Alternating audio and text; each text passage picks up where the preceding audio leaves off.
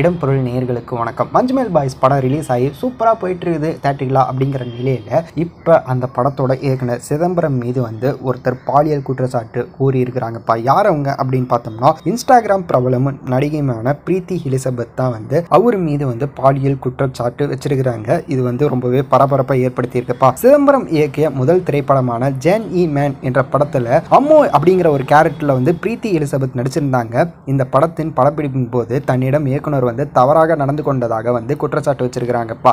அவரு போட்ட ஒரு போஸ்ட் கீழே இப்படி கமெண்ட் பண்ணியிருக்காங்க. அந்த படம் ஜான் இ மேன் அப்படிங்கிற அந்த படம் ரிலீஸ் ஆகி 3 வருஷம் ஆச்சுப்பா. 2021 ரிலீஸ் ஆச்சு.